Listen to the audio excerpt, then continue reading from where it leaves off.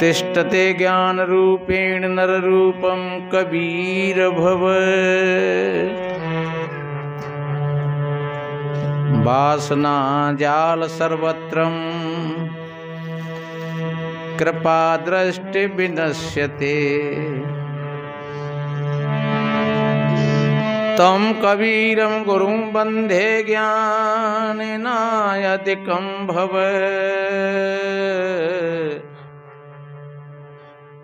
जड़ेऽध्यास महाबंधं बोध ज्ञान विमुच्यते।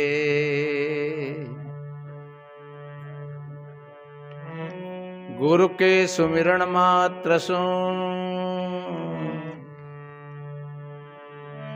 नासत बिघ्न अनंत।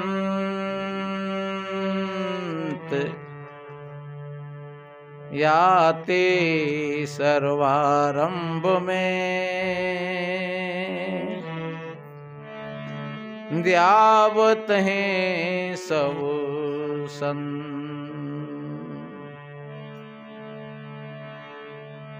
गुरु कृपा सो पाइए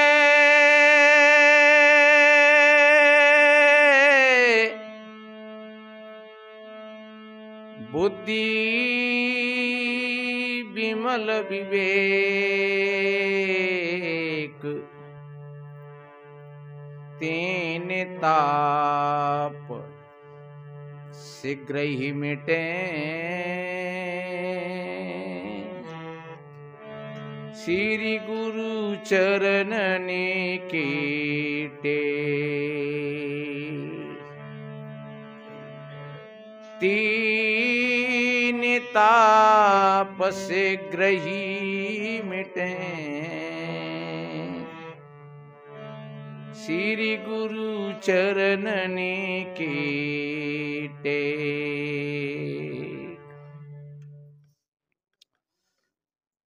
विश्व वंदनीय संत सम्राट सदगुरु कबीर देव, मुद मंगल में श्रद्धेय संत समाज, सभी धर्म प्रेमी सज्जन, शक्ति स्वरूपाएं माताएं और बहन, छोटे छोटे बच्चे एवं बच्चियां, सभी को वंदन अभिनंदन करते हुए थोड़ा निवेदन करें। पहले जो दानवीरों की तरफ से ये है 1100 रुपया राम तेज, ग्राम दरगापुर, जिला अंबेडकर नगर, यूपी, और 2000 रुपया पंकज वर्मा, बांदीकुई, राजस्थान, दौसा, हाल निवास दिल्ली, और 2000 रुपया अगले भंडारे के लिए तनु बेटी दिल्ली, जो हमारे राजेंद्र सिंह हैं और ओमवती बाई हैं, उनकी नातनी हैं, और इनको कैंसर बन गई थी। पहले मैंने कहा था, तो वो ऐसी गुरु कृपा रही है कि उनको बहुत फायदा पड़ी है और बहुत अब आई हैं व्यास सत्संग में। हाँ, जहाँ आई है और हवाल आएंगी शायद अपनी बाबा अम्मा के साथ में। तो 2000 रुपया अगले भंडारे के लिए उन तनु बेटी की तरफ से है, दिल्ली गौतमपुरी। 2100 रुपया पाथीराम बसई अरेला, फतेहाबाद, आगरा, यूपी। 500 रुपया सुरेश चंद्र, जिला बांदा। 700 रुपया हरिशंकर, ग्राम पटकापुरा, जिला हरदोई, पोस्ट मानपुर। और 500 रुपया डॉक्टर राम भरत, ग्राम बालेर, जिला तहसील खंडार, जिला सवाई माधोपुर। और 1100 रुपया कैलाश चंद मरार, ग्वालियर, मध्य प्रदेश। 500 रुपया रामचरण सिंह, तुलसीपुरा, मडरायल, जिला करौली, राजस्थान। 500 रुपया रामचरण मास्टर, मडरायल, करौली, राजस्थान। 200 रुपया जगनी देवी, नथुराम मार साहब जी, मडरायल, जिला करौली। 200 रुपया राकेश कुमार, हनुमान कोपरा, राजा खेरा। 100 रुपया संत कुमार मोहल्ला, क्री धौलपुर। इन सभी दानवीरों के लिए कोट कोट साधुवाद, धन्यवाद। बोलिए सदगुरुदेव की साहिब बंदगी। अब थोड़ा निवेदन करें, समय तो अपनी ओर चल रहा है।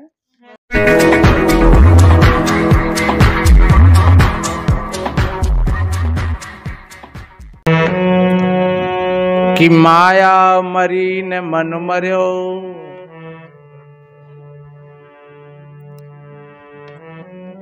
मर मर जात शरीर,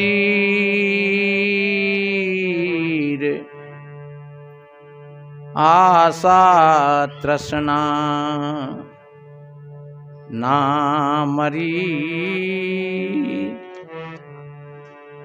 कहे गए साहिब कबीर।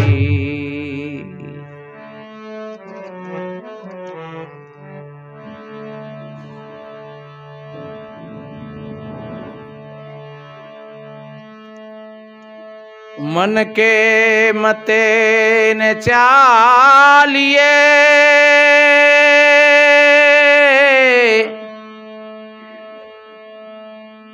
मन है कच्चा दूध, ले डूबे दरियाब में,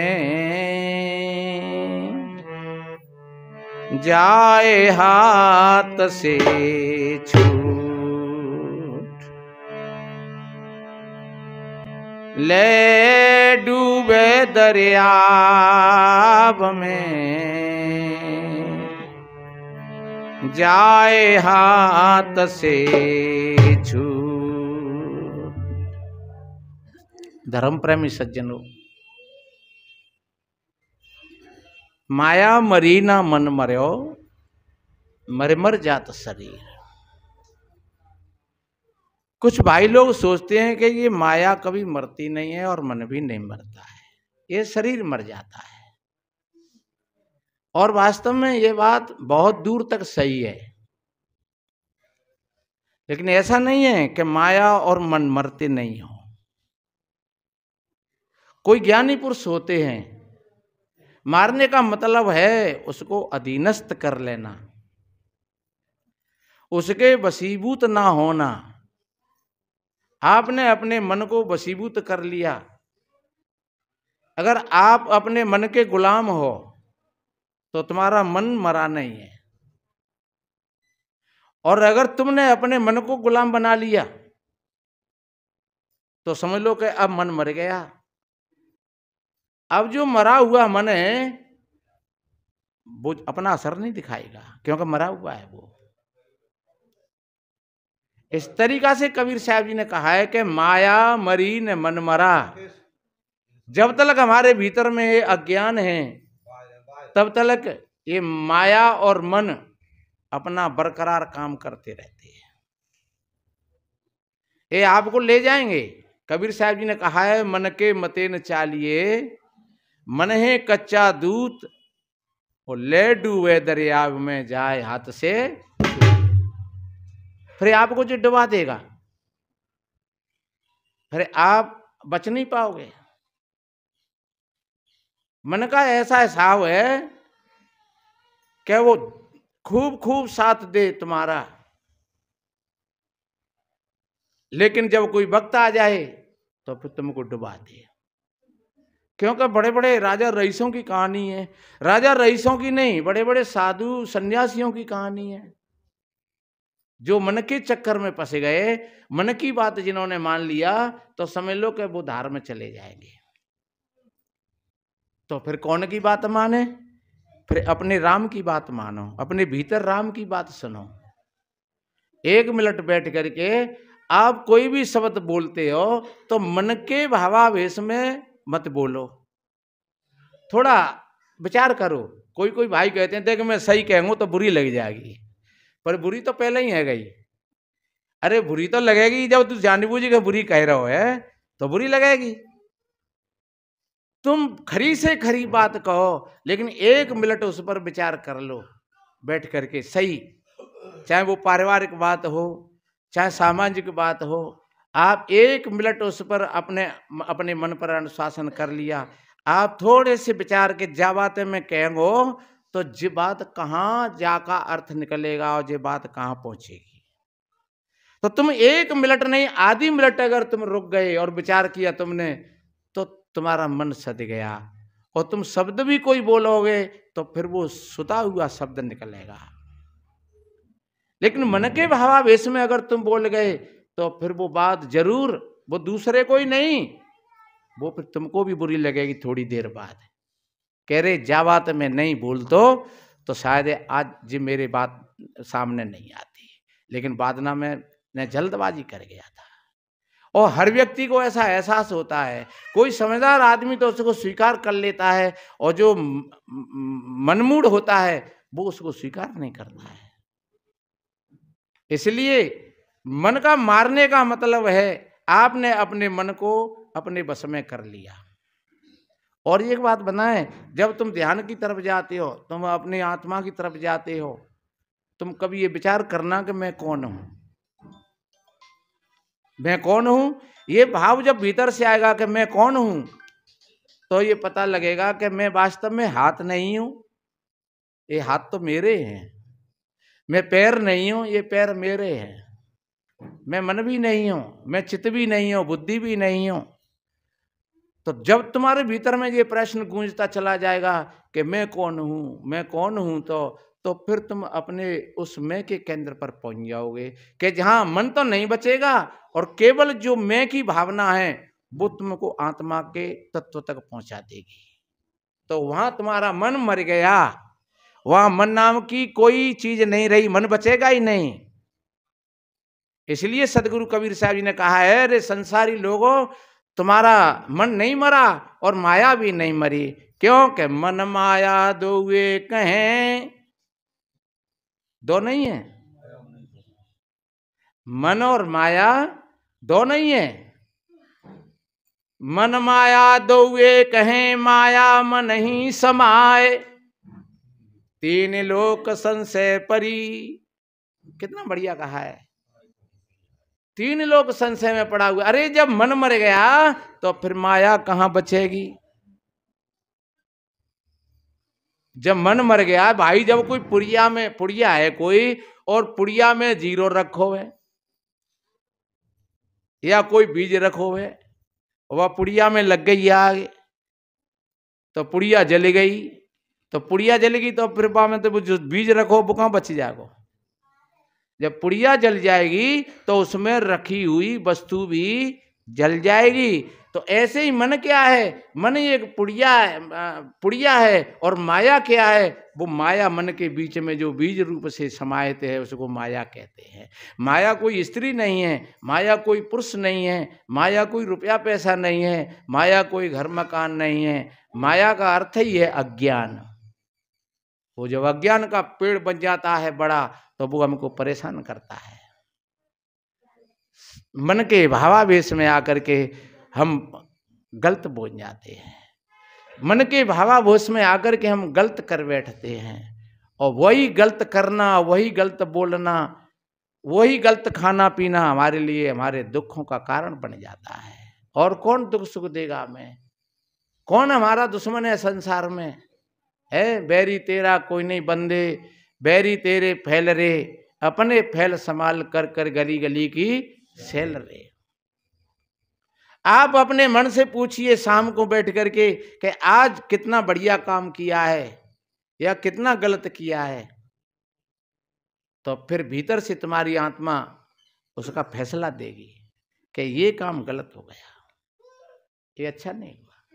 ये शब्द मैंने बोला है अपनी पत्नी से तो ये शब्द गलत है, ऐसा नहीं बोलना चाहिए। या मैंने पति से बोला है तो ये शब्द गलत है, क्योंकि पति और पत्नी का एक सामंजस्य है, एक दाम्पत्य जीवन है।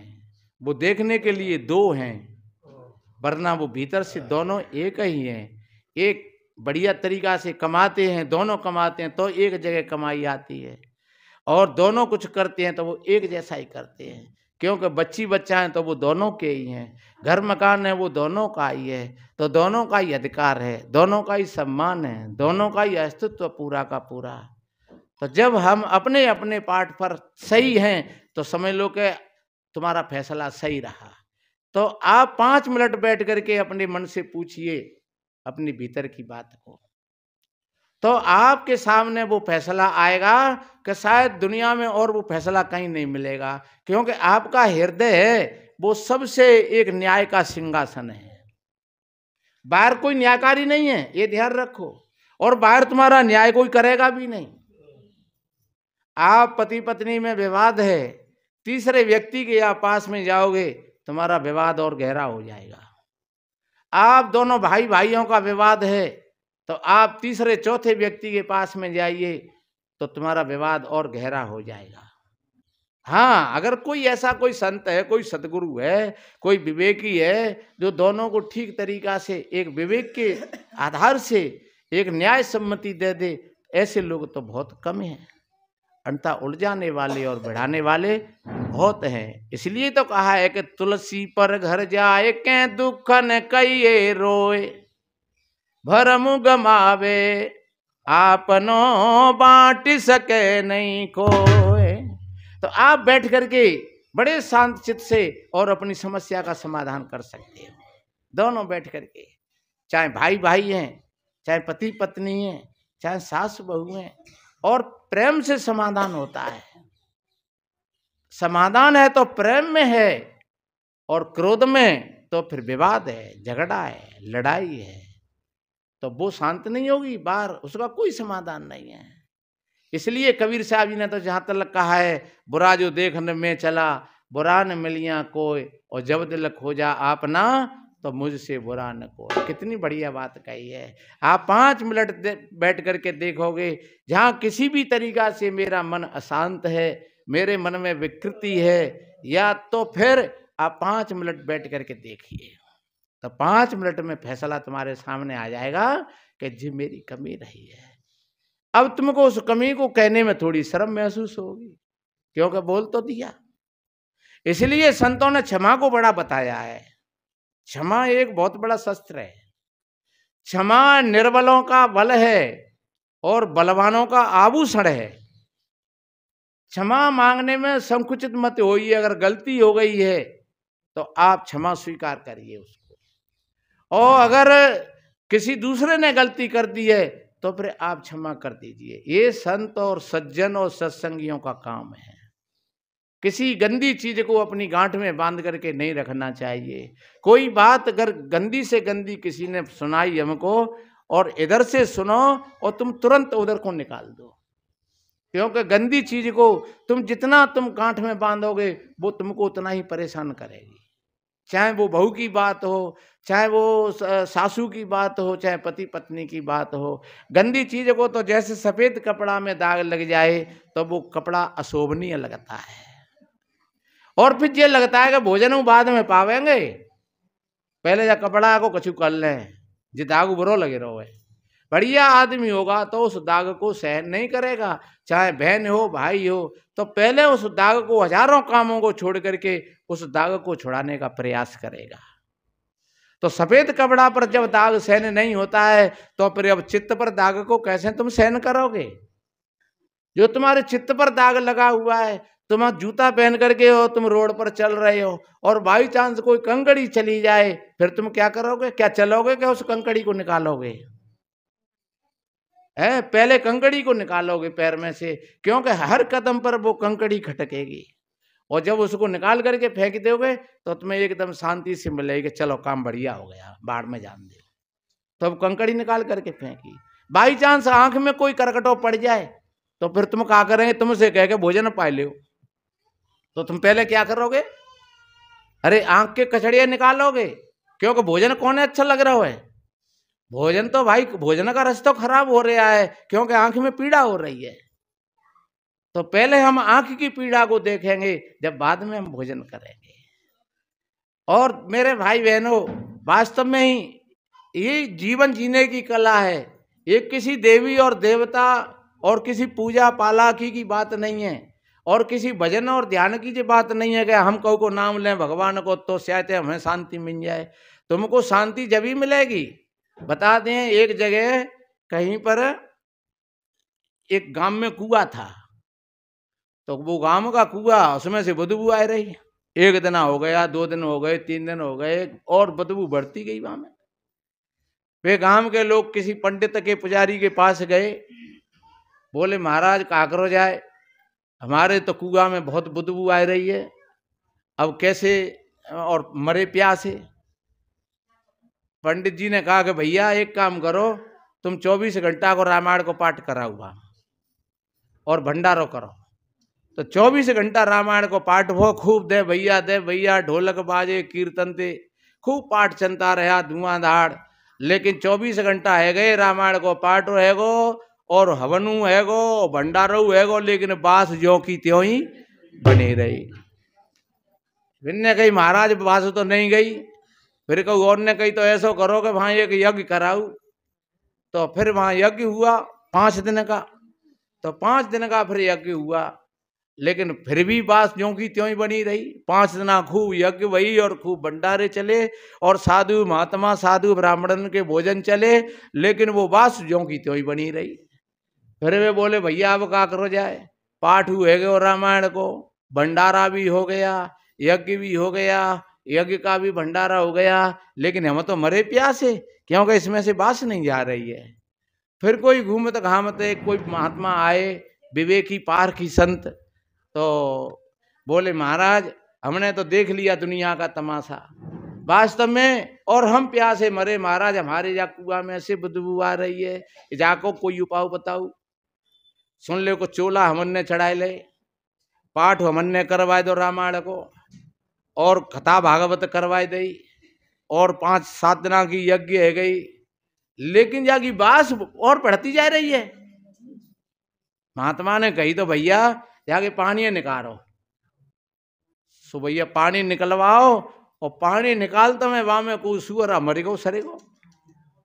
वहां में लड़ता लड़ता 2 सुअर चले गए, तो बे फूल फूल के बिटोरा आ रहे। और एक जी बास कैसे चली जाती जा में, तो ये सुअर मर गए है। तो फिर वे सुअर निकाले। फिर दूसरे दिन पानी आएगो पूरा भरेगो कुआ, तो फिर निकालो पानी, फिर पानी निकालो। दूसरे दिन फिर कुआ भरे आओगे, फिर निकालो पानी है, फिर पानी निकालो। फिर तीसरे दिन फिर निकालो पानी है, और पानी एकदम स्वच्छ हो गया, बिल्कुल बढ़िया हो गया। बोले महाराज आप नहीं आते तो हमारे कुआ का पानी शुद्ध नहीं होता। तो ध्यान रखो, जैसे सारे के सारे काम किए लेकिन कुआ का पानी शुद्ध नहीं हुआ, उसमें से बदबू आती रही। ऐसे ही जब तक हमारा अंतःकरण ये हमारे काम क्रोध लोभ मोह रूपी जो सुअर राजा में तब तक पड़े रहेंगे, और तब तक ये विकार नहीं हमारे भीतर से निकलेंगे, तब तक ये हमारा अंतःकरण रूपी कुआ ये गाय से बजाने से या यज्ञ और हवन करने से ये शुद्ध होने वाला नहीं है। आप सभी भाई बहन बैठ करके और अपने मन का निरीक्षण परीक्षण करते रहेंगे, एक दिन मन आपकी मुट्ठी में आ जाएगा और मन मर जाएगा। और फिर जो मन के अंदर में जो बीज हैं वो आशा है, तृष्णा है, अरे जब मन ही नहीं बचेगा तो फिर ये सारी चीजें कहाँ बचेंगी। कौन कहता है कि मन नहीं मरता है? और मन तो सबको मारना पड़ता है, ऐसा नहीं है, मन तो मारना पड़ता है। आप सभी भाई बहन कोई बाजार से निकले, कैसी कैसी चीजें दिख रही हैं और मन दौड़ रहा है, और तुम चले जाते हो क्योंकि तुम्हारी जेब में पैसे ही ना आते थे। तो बोलो मार रहेगा नहीं मन है? मन तो हमारे चल रहे होगा, हम एक सोने की लर बनवा ले, लेकिन सुनार की दुकान में पहुंचे और बैठे लोग, और हम अपन चले आए चुपचाप। क्यों चले आए? मन की कर लेते, क्यों नहीं भी मन की? क्यों मन मारना पड़ा कि नहीं मारना पड़ा? तो एक दिन सबको मारना पड़ता है, और एक दिन नहीं, कदम कदम पर मारना पड़ता है। हलवाई की दुकान पर तमाम मिठाई रखी है, हमारा मन जाए रोए, और फिर सोचते है चलो मन न दे, तो मन न दे तो मन मरेगा नहीं। मन न दे को मतलब क्या होता है? मन न दे को मतलब होता है मन को मार दिया। हाँ, इसलिए बताते हैं को महात्मा को मन ज्यादा चल लो कि जलेबी खाओ जलेबी खाओ जलेबी खाओ, सो पहुंच गो दुकानों पे। फिर वह कछु ज्ञान हो गुरु महाराज को, अरे जाने कितना परेशान कर रहा हूँ, माने कि भैया एक 250 ग्राम जलेबी देते, तो जलेबी ले ली और ले जलेबी और बैठे को भाई मेज पे। महात्मा नीचे नाली बह रही, अब सोच रहे हो कि जाने बहुत परेशान कर रहा हूँ, एक जलेबी को छता लेके वहां नाली में बोत दो। फिर कह रहे ले खा, ले खा वह, अरे खावे नहीं हो क्यों ना खाए रहो, खा। फिर वो फेंके दो, फिर दूसरा जलेबी को छता लेके फिर वो बोल लो नाली में, वो और अच्छी तरीका से बोल लो, ले खा, अब बदबू आवे, ले खा, फिर वो फेंक दो। धीरे धीरे उन्होंने पूरी जलेबी ले और नाली में बोरे बोरे ले खाए ले।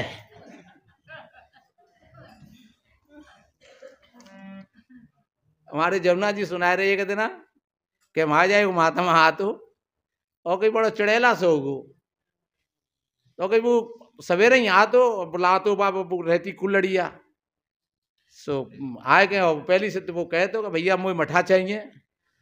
सो काऊ ने पहले ही बोला पे दे दो तो ले लो, और नहीं दो काऊ ने पहले बोला पे सोई बिगड़ जातो। एक दिन काऊ ने कह दी के बाबा रोज रोज आ जाते है, तई बागे और ज्यादा आगे लग गई। सो गांव ते बाहर निकल के और पेड़ में दई कुल्लड़ी, ले पी मठा, ले पी मठा, और पेड़ देखो पीठे मारे को पेटे मारे ले पी पी मठा। और फिर बताते हैं कि ताजना देवा ने मठा मांगे वो फिर बंद कर दिया। तो इस तरीका से ऐसी बात नहीं है, मन सबको मारना पड़ता है मेरे भाई बहनों, पर जब कभी मन नहीं मरता है तभी वो हमारा फजीयत और परेशानी में हमको डाल देता है। इसलिए मेरे भाई बहनों बड़े मजे की बात है, मैंने कहा था कि माया मरी ने मन मरो, तो कबीर साहब जी ने ऐसा नहीं कहा है।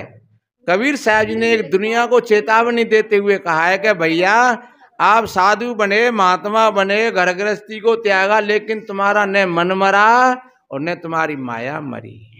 मर जात शरीर जाने कितनी बार मर गए, उपजत विनसत बार ने लागे, ज्यों बादल की छाई हो, कितनी बार जन्मे कितनी बार मरे। पर नहीं, वास्तव में सदगुरु कबीर साहब जी ने कहा है कि ऐसा होकर नाम हुआ जो बहुरे ने मरना होए। ऐसा होकर के नहीं मरा। ऐसा कब होगा? ऐसा जब ही होगा जिसने अपने मन को अनुशासित कर लिया, अपनी इंद्रियों को अनुशासित कर लिया, सारी कल्पनाएं समाप्त हो गई। जब बैठते हैं हम ध्यान में, भजन में, तो मन नाम की कोई चीज नहीं बचती है। तो बस मन भी मर गया, मन के भीतर में जो जो चीजें थीं वो सारी की सारी जल गई, खाक हो गई। तो इसलिए मेरे बहन भाइयों, और जब फिर मन मर जाता है तब फिर हम संसार में विचरण करते हैं। फिर वो मरा हुआ मन फिर वो तुम्हारा सेवक होता है, फिर तुम कहोगे उस काम को वो करेगा, फिर तुम्हें परेशान नहीं करेगा। चलो सोना है तो सो जाओ, नींद आएगी खूब बढ़िया। जगना है तो जागो, अमुक टाइम पर जगना है तो अमुक टाइम पर ही आप जग जाओगे। कितना खाना है बस इतना ही, फिर चाहे कुछ भी रखा हुआ हो, भीतर से घंटी बज गई तुरंत बंद, बस इतना ही है। अब नहीं, अगर मन ना मरो तो नेक और ले लो, हाँ और ले लो ने, हाँ कल ने कबीरो खा लेंगे। तो वास्तव में ये बात कोई बहुत ज्यादा बड़ी नहीं है, और समझो तो ये बहुत बड़ी है। अगर समझो तो ये बहुत बड़ी है, और अगर नहीं समझो तो कुछ नहीं है। इसलिए मेरे भाई बहनों, आप भाई बहन सत्य की धारा से जुड़े रहोगे, सत्संग से जुड़े रहोगे। सत्संग में जहाँ आई जाते हैं, और अगर नहीं भी आ पाए तब भी कोई बात नहीं है, फिर भी आप अपने घर पर इन वाणियों को सुन सकते हो। और हमारी नहीं, अन्य कई बड़े बड़े महापुरुष बोल रहे हैं, सभी के अच्छे अच्छे प्रवचन हैं, अच्छी अच्छी वाणी हैं। तो सभी की वाणी और भाषाओं को आप श्रवण करोगे, आपका जीवन अच्छा बनेगा, सुंदर बनेगा। जो भक्त लोग जो दिल्ली से आए थे, जो भक्त श्री राजेंद्र सिंह जी और उनकी धर्मपत्नी ओमवती देवी जी और उनके बेटा भी साथ में थे, और वो बेटी भी थी तनु, जिन्होंने सभी संतों के लिए और कम्बल भेंट किए हैं और संतों को भेंट दक्षिणा भी दी, और आज का भंडारा भी उनकी तरफ से रहा। तो ऐसे दानवीरों के लिए, ऐसी माता बहन भाइयों के लिए कोट कोट साधुवाद, धन्यवाद। बोलिए सद्गुरुदेव की जय। सर्वे भवन्तु सुखिनः, सर्वे सन्तु निरामया, सर्वे भद्राणि पश्यन्तु मा कश्चित् दुःख भाग् भवेत्। सभी के जीवन में आनंद हो, सभी का मंगल हो। बोलिए सद्गुरुदेव की जय।